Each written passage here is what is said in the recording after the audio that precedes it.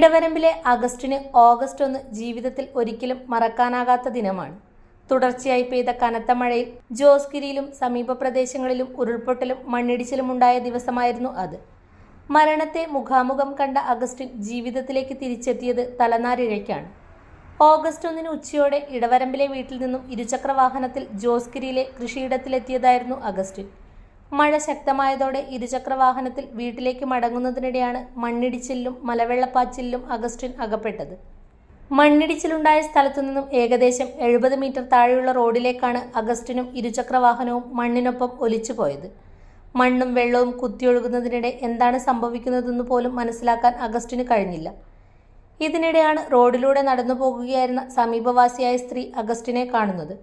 അവരുടെ സമയോചിതമായ ഇടപെടലാണ് അഗസ്റ്റിന്റെ ജീവൻ രക്ഷിക്കാൻ നിർണായകമായത്. അപകടത്തെ തുടർന്ന് ഇതുവരെ 9,72,000 രൂപയാണ് ചികിത്സയ്ക്കായി ചിലവായത്. മുഖ്യമന്ത്രി വി.ഡി. സതീശൻ, മുഖ്യമന്ത്രിയുടെ സെക്രട്ടറി രത്തൻ കേൽക്കർ, ജില്ലാ കളക്ടർ വിഷ്ണുരാജ്, പഞ്ചായത്ത് അംഗം റോഷി ജോസ് എന്നിവരുടെ ഇടപെടലുകൾ ഏറെ സഹായകരമായതായി അഗസ്റ്റിനും കുടുംബവും പറയുന്നു. ചികിത്സ ഇനിയും തുടരേണ്ടതായുണ്ട്. പൂർണ്ണ ആരോഗ്യം വീണ്ടെടുക്കാൻ കുറഞ്ഞത് 1 വർഷമെങ്കിലും വേണ്ടിവരുമെന്നാണ് കുടുംബം പറയുന്നത്.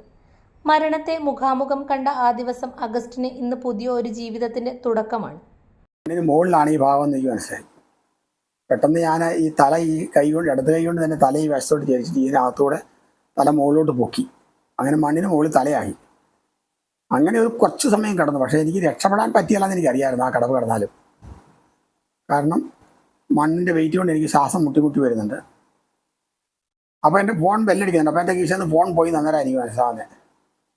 ഞാൻ ഈ ഫോൺ പോയി എന്ന് മനസ്സിലാക്കിയാൽ പിന്നെ അത് എവിടെയാണെന്നോ ഒന്ന് നോക്കാനുള്ളൊരു സാഹചര്യം എനിക്കില്ല. കാരണം അത്രയും ബോധം പോകുന്നില്ല.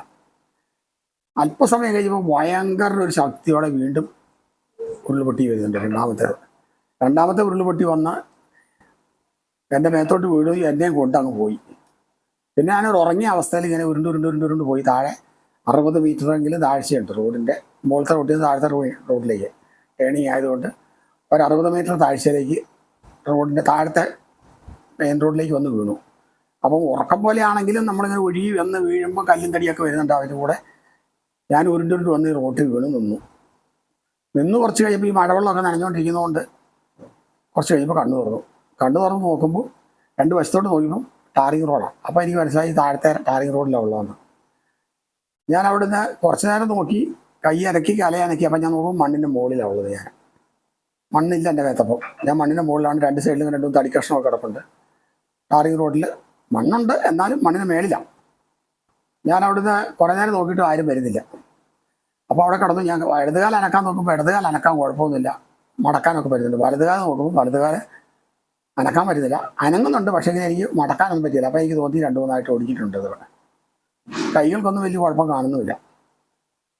പിന്നെ അങ്ങനെ തന്നെ കിടന്നു. കുറച്ച് നേരം കിടന്നപ്പോൾ ഒരു ഉരുളൂടെ പൊട്ടി വന്നു. ആ ഉരുൾ പൊട്ടി വന്നപ്പോൾ ഞാൻ ഈ കിടന്നതിൻ്റെ മുകളിൽ ഒരു ആഞ്ഞിലി ഉണ്ടായിരുന്നു. ഒരു മരം റോഡിൽ വീണ്ടിയെ നിൽക്കുന്നത്. ആ മരത്തെ തട്ടിയിട്ട് വെള്ളം 2ആയിട്ടൊക്കെ തിരിഞ്ഞു. 2 വശത്തോട് പോയി ആ വെള്ളം. ഞാൻ നടുക്ക് കിടന്നു. വെള്ളം 2 വശത്തോടെയായിട്ട് ഒഴുകി മാറി അങ്ങ് പോയി. അങ്ങനെ കുറച്ച് സമയം കിടന്നപ്പോഴാണ് കുമ്പക്ക മൈക്കിളിൻ്റെ പെങ്ങള് റോഡിൽ കൂടെ വരുന്ന കണ്ട് ഞാൻ. പുള്ളിക്കാരത്തിക്ക് എന്നെ അറിയില്ലെങ്കിൽ എനിക്കറിയാമായിരുന്നു. ഞാൻ കൈ കാട്ടി വിളിച്ച് പുള്ളിക്കാരത്തി വേഗം വന്നു.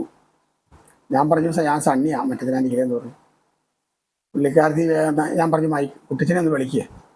അപ്പോൾ ഞാൻ കുട്ടിച്ചനെ വിളിക്കാമെന്ന് പറഞ്ഞു. പുള്ളിക്കാരത്തി പോയി കുട്ടിച്ചനെ വിളിച്ചു. കുട്ടിച്ചന് ഓടി വന്നു. അപ്പോഴത്തേക്ക് ജോസീരിയുടെ തള്ളായി തൊമ്മനും പിന്നെ ആരൊക്കെയാണെന്ന് എനിക്ക് അത്ര ഓർമ്മയും കിട്ടുന്നില്ല. പിന്നെ അവരെ കൂടെ ഓടി വന്നു. അപ്പോൾ കുട്ടിച്ചൻ രാജിയിലേക്ക് വിളിച്ചു. ജീപ്പ് വന്നു. 6ാം വാർഡ് മെമ്പറും പ്രസിഡൻറ്റും ഒക്കെ, പഞ്ചായത്ത് പ്രസിഡൻറ്റും ഒക്കെ അങ്ങോട്ട് വരുന്നുണ്ടായിരുന്നു. അവർ വഴിക്കങ്ങാണ്ട് ഒരു ഉരുൾ പൊട്ടിയതിൻ്റെ ബഹളത്തിൽ ഒരു വണ്ടി കടന്നു, മറ്റേ വണ്ടി കടക്കാത്തത് കൊണ്ട് അവർ കുറച്ച് താമസിച്ചു പോയത്. അല്ലെങ്കിൽ ഉരുൾ പൊട്ടുന്ന സമയത്ത് അവരവിടെ കാണണ്ട. ഏതായാലും അവരും വന്നു. രാജിയിൽ വിളിച്ചപ്പോൾ രാജിയിലെ വടക്കം തൊമ്മഞ്ചേട്ടനും അങ്ങനെ ഇരണക്കിലെ അവർ അങ്ങനെ ആരണ്ടൊക്കെ കുറേ പേരാണ് വന്നത് വണ്ടിക്ക്. അവരെല്ലാവരും വന്നു. എന്നെ കണ്ടപാടെ അവർ വിളിച്ച് വണ്ടിക്കകത്ത് കയറാൻ തുടങ്ങിയപ്പോൾ ഞാൻ പറഞ്ഞു, എന്നെ കയ്യെ പിടിച്ച് എടുക്കരുത്, അത്ര സീരിയസ് ഉണ്ടെന്ന് പറഞ്ഞു. പിന്നെ അവർ തുണി പറിച്ചിട്ട് തുണിയിലിട്ടിട്ട് തുണിയെ തൂക്കിയെടുത്ത് വണ്ടിക്കകത്ത് കിടത്തി കൊണ്ടുവരികയായിരുന്നു. വണ്ടിയെ കയറ്റി പാടെ തന്നെ തൊമ്മഞ്ചേട്ടൻ അറിയാം എന്നെ. ഞങ്ങളുടെ തറവാടിൻ്റെ അയൽവക്കം ആയിരുന്നു. പുള്ളിക്കാരൻ വേഗം അനിയനെ വിളിച്ചു, കൂട്ടായി സണ്ണി ഉരുൾപൊട്ടലിൽ പരിക്ക് പറ്റിയിട്ടുണ്ട്, നീ വേഗം വണ്ടിയായിട്ട് പോകാമെന്ന് പറഞ്ഞു. പുള്ളിക്കാരൻ വണ്ടി എടുത്തുകൊണ്ട് അന്നേരം അവിടുന്ന് കുറച്ച് കൂട്ടുകാരെ സംഘടിപ്പിച്ചുകൊണ്ട് വേഗം ജീപ്പിൽ വേഗം വന്നു. അവർ ഉമീൻചാലിലെത്തിയപ്പം വിളിച്ചു പറഞ്ഞില്ല, ഞങ്ങൾ രാഗിരി എത്തിയിട്ടില്ല, കമ്മാളിയൊക്കെ ദുർഘടമാണ് എന്ന് പറഞ്ഞു. അപ്പോൾ അത് കഴിഞ്ഞ് അവർ കമ്മാളി കഴിഞ്ഞ് പഴയ കാണാനം അച്ചാമച്ചാടത്തി മെമ്പറുടെ വാദത്തിലെത്തുമ്പോൾ അവിടെയാണ് ഈ റോഡ് ബ്ലോക്ക്. അപ്പോൾ കുട്ടായി ഉടനെ അങ്ങോട്ട് വണ്ടി കൊണ്ട് വന്നു. ഇവർ വേഗം അവിടെ വന്നു കഴിഞ്ഞിട്ട് ഒരു 300 മീറ്റർ ചുവന്നു എടുത്ത് മറ്റേ വണ്ടിയെ കയറ്റി. അങ്ങനെ ആ വണ്ടിയെ കയറ്റിയിട്ട് ഞങ്ങൾ ഇങ്ങോട്ട് പോന്നു. വാഴക്കൊണ്ടത്ത് വന്നപ്പം ഉമ്മേജാലിൽ വെള്ളമാണ്. ഉമ്മേജാലി വെള്ളമായതുകൊണ്ട് വാഴക്കൊണ്ടം പള്ളിയുടെ ഇതിലൂടെയുള്ള റോഡിൽ കയറി ചാടി വയലായിലെത്തി. വയലായി ബ്ലോക്ക്. അവിടുന്ന് അവർ സാധുമുക്കിൽ നിന്ന് നേരെ മുകളിലോട്ട് കയറി പ്രാപ്പോയിൽ ചെന്ന് പ്രാപ്പോയിൽ നിന്ന് ചെറുപുഴ കാക്കഞ്ചാലി കൊണ്ടുപോയി കാക്കഞ്ചാലി ഹോസ്പിറ്റലിൽ കയറ്റി. കാക്കഞ്ചാലി ആശുപത്രിയിൽ നിന്ന് അവർ കംപ്ലീറ്റ് മേത്തെ മഴക്കോട്ടും എല്ലാം കട്ട് ചെയ്ത് കളഞ്ഞ് പാൻറ് ഷർട്ടും ഉണ്ടായിരുന്നു അതും കളഞ്ഞു. പിന്നെ വെള്ളം അടിച്ച് കഴുകി ക്ലീനാക്കി. ഐശ്വര്യത്തിനും സമ്പൽ സമൃദ്ധിയുടെ ഒരു ഓണക്കാലം കൂടി വരവായി. ഏവർക്കും ഗൃഹലക്ഷ്മിയുടെ ഹൃദയം നിറഞ്ഞ ഓണാശംസകൾ. വെറുമൊരോണമല്ല, നമ്മൾ കാത്തിരുന്ന സർപ്രൈസുകളുടെ ഉത്സവമാണ്. നിങ്ങളുടെ പ്രിയപ്പെട്ട ഗൃഹലക്ഷ്മി ഹോം അപ്ലയൻസസിൽ ഓണം മെഗാ ഓഫറുകൾ ലൈവ്. 20 മുതൽ 50% വരെ വമ്പിച്ച വിലക്കിഴിവ്. Mixie, stove, cooker, oven, induction cook top, ceramic, gift items, extra brass items, അങ്ങനെ വീട്ടിലെ ഓരോ ആവശ്യത്തിനും ഇനി മറ്റെവിടെയും പോകേണ്ട. ബ്രാൻഡഡ് ഉൽപ്പന്നങ്ങൾ, മികച്ച വിലക്കുറവ്, ഒപ്പം ആകർഷകമായ എക്സ്ചേഞ്ച് ഓഫറുകളും. വേഗം പോരൂ. ഗൃഹലക്ഷ്മി ഹോം അപ്ലയൻസസ്, വില്ലേജ് ഓഫീസിന് സമീപം, ചെറുപുഴ. ഈ ഓണത്തിന് ഗൃഹലക്ഷ്മിയിലേക്ക് സ്വാഗതം.